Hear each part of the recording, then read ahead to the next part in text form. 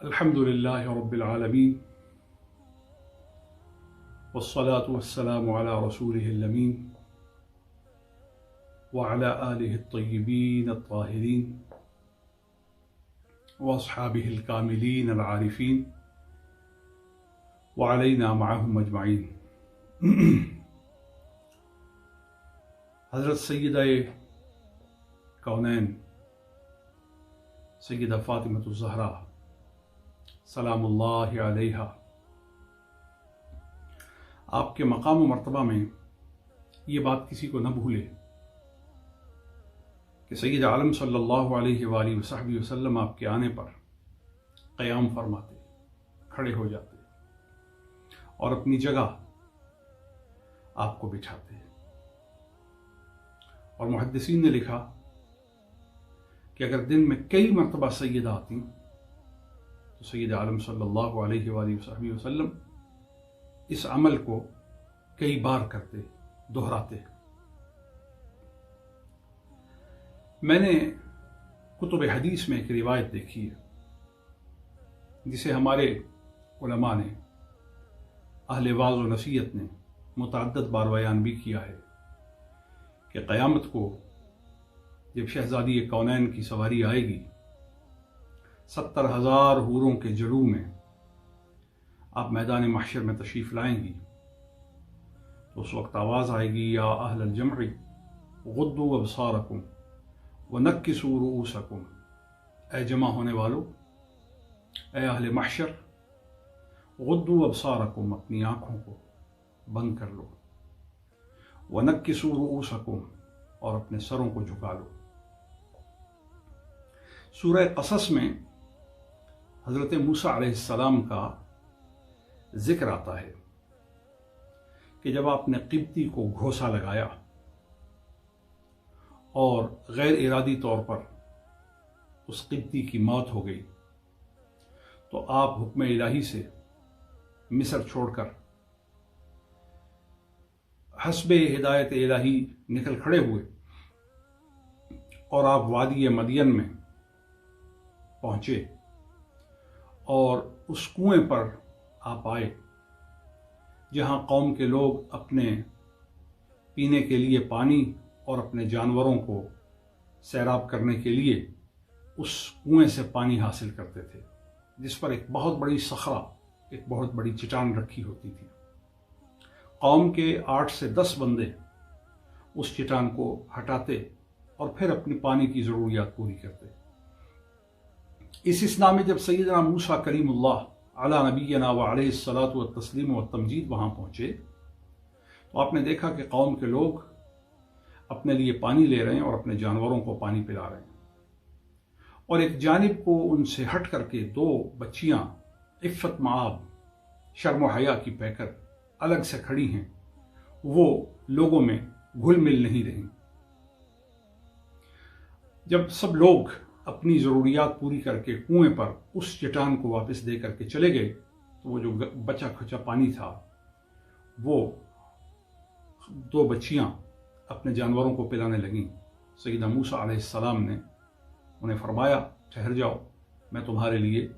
تازہ پانی یقینی بناتا ہوں. بچیاں دل میں سوچنے لگیں کہ یہ شخص کیسے تازہ پانی ہمارے لیے یقینی کر سکتا ہے؟ کنویں کے منہ پر تو چٹان ہے جس کو کئی لوگ مل کے ہٹایا کرتے ہیں، اور مفسرین کرام نے لکھا ہے 7 سے 10 بندے اس کو ہٹاتے تھے، لیکن کیا زور بازوئے کلیمی ہے کہ آپ نے چٹان کو ہاتھ رکھا اور جس چٹان کو 7 سے 10 بندے ہلاتے تھے، اکیلے سیدنا موسیٰ علیہ السلام نے اس چٹان کو سرکایا اور دہانہ کھول دیا منہ کا. اندازہ لگائیے، اسی سے قیاس کر لیجئے، اگر زور بازوئے موسیٰ کا یہ عالم ہے تو زور بازوئے محمد کریم کا عالم کیا ہوگا. چنانچہ تازہ پانی پلایا اور ان کو رخصت کیا. یہ بچیاں گھر جا کے اپنے والد حضرت شعیب کو یہ سارا قصہ سناتی ہیں، اور ان میں سے جو بڑی بیٹی ہیں حضرت صفورہ، وہ اپنے والد کو کہتی ہیں کہ یہ شخص اجرت پہ رکھ لیں، اور اس کو اجرت پہ رکھنے کی وجہ کیا ہے؟ 2 صفات بیان کرتی ہیں، انہو قوی امین، کہ قوت والا بھی ہے اور امانت دار بھی ہے۔ سیدنا شعیب علیہ السلام نے پوچھا، تمہاری ابھی تو ایک ملاقات ہوئی ہے اور تم اس کے اوصاف گن رہی ہو اور اس کو قوت والا اور امانت والا کہہ رہی ہو، اس کا مصداق اس شخص کو بنانے کے لیے دلیل کیا ہے؟ شہادت کیا ہے؟ قابل اعتماد اس میں علت کیا ہے کہ انہیں قوی بھی مانا جا سکے، انہیں امین بھی مانا جا سکے؟ تو مفسرین کرام تمام تفاسیر کو اٹھا کر کے دیکھ لیجئے، تفسیر جلالین کو دیکھ لیجئے، تفسیر وسیط کو دیکھ لیجئے، تفسیر طبری کو دیکھ لیجئے، تفسیر انوار القرآن ملا علی قاری کو دیکھ لیجئے، البحر المحیط کو دیکھ لیجئے۔ ان تمام تفاسیر میں مفسرین نے لکھا ہے کہ قوی انہوں نے اکیلے اس چٹان کو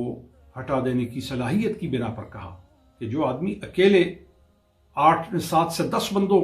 کے کام کو انجام دے سکتا ہے، اس کی قوت کا کیا اندازہ اور کس کے ساتھ اسے قیاس کیا جا سکتا ہے، وہ تو بے مثال ہے۔ اور امین کہا ہم سے جب وہ بات کر رہے تھے تو انہوں نے سر جھکایا ہوا تھا، نظریں جھکائی ہوئی تھیں۔ اور پھر روایات میں اور عبارات تفسیر میں آتا ہے کہ جب ان کو حضرت شعیب علیہ السلام نے اپنے ہاں طلب کیا تو جب ان کو بلانے کے لیے حضرت شعیب علیہ السلام کی صاحبزادی آتی ہیں تو روایات میں آتا ہے موسیٰ علیہ السلام نے ابتداءً ہی فرما دیا تھا کہ تم میرے پیچھے چلو، کیونکہ ہم اشراف ہیں، ہم کریم لوگ ہیں، کریم العادہ لوگ ہیں، کریم الفطرہ لوگ ہیں۔ ہم خواتین کو چونکہ چلتے ہوئے ہوا چلتی ہے اور دیگر معمولات اور معاملات ہوتے ہیں جن کی وجہ سے بدن کی توصیف ہو سکتی ہے، اور ہم اس ہوا کے چلنے سے کپڑوں کے چپکنے کی جو صورت بنتی ہے اس کو بھی ہماری عفت اور ہماری عصمت گوارا نہیں کرتی۔ اللہ اکبر، یہ کردار انبیاء ہے، یہ کردار مرسلین ہے۔ تو آپ نے ابتداءً ہی ان کو فرما دیا کہ تم میرے پیچھے چلو اور مجھے دلالت کرتے رہنا دائیں اور بائیں کی، کہ دائیں مڑنا ہے، بائیں مڑنا ہے، راستے کے جو انتخاب کا طریقہ ہے اس کو تم بیان کرتے رہنا۔ چنانچہ روایات میں آتا ہے کہ ابتداءً جو کلام بھی کیا وہ سر جھکا کر کلام کیا، اور چلتے ہوئے بھی آپ نے سر جھکا کر کے رکھا۔ یہ امین ہونے کی بنا تھی، یہ وہ بات تھی جس کی وجہ سے آپ کو امین کہا گیا۔ اب یہاں ایک بات سمجھانا چاہتا ہوں، اگر بیٹیاں ہوں شعیب کی علیہ السلام اور ان کا مقام اور مرتبہ اور ان کی منزلت اور ان کے احترام اور ان کی تعظیم کا تقاضا ایک رسول جانتا ہے کہ نبی کی بیٹی کی تعظیم، نبی کی بیٹی کا احترام اور نبی کی بیٹی کا حق کیا ہے، میں پوچھتا ہوں کہ بنت شعیب کے لیے، بنات شعیب کے لیے سیدنا کلیم نے سر جھکایا۔ اور کرو، شہزادی رسول، جگر پارہ مصطفیٰ، ام الحسنین، زوجہ مرتضیٰ، جگر پارہ مصطفیٰ، مدغہ مصطفیٰ، جزو بدن مصطفیٰ، خون رسول سے جن کی عظمتوں کا رشتہ جڑا ہے اور جن کے لیے حضور کھڑے ہوں اور پورا محشر جن کے لیے پابند بنایا جائے گا، غضوا ابصارکم ونکسوا رؤوسکم، اے جمع ہونے والوں اپنے سروں کو جھکا لو اور اپنی آنکھوں کو بند کر لو۔ میں قیاساً یہ کہنے کے لیے جسارت کرتا ہوں کہ جس تعظیم کا مظاہرہ حشر کے میدان میں سیدہ کونین کے لیے کیا جائے گا، اس کے نصاب کی ابتدا حضرت موسیٰ علیہ السلام نے بنات شعیب کی تعظیم سے بلا امر کر کے قائم فرمائی۔ تعظیم کرنے والے نبیوں سے جڑتے ہیں، احترام کرنے والے رسولوں سے منسلک ہوتے ہیں، اور اسی مجلس اور صحبت سے ان کی طبیعتوں اور ذہنوں اور دلوں کے اندر نور پیدا ہوتا ہے۔ اللہ تعالی ہم سب کو اس احترام کی، تعظیم کی، ادب کی توفیق عطا کرے۔ تعظیم سے چڑیں نہیں، تعظیم سے کھچیائیں نہیں، تعظیم سے بھاگے نہیں، یہ انسان کی انسانیت کو خوشنما کرتی ہے اور نکھارتی ہے۔ اللہ تعالی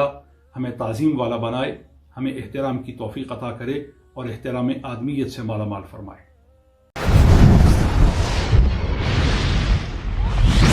Truth TV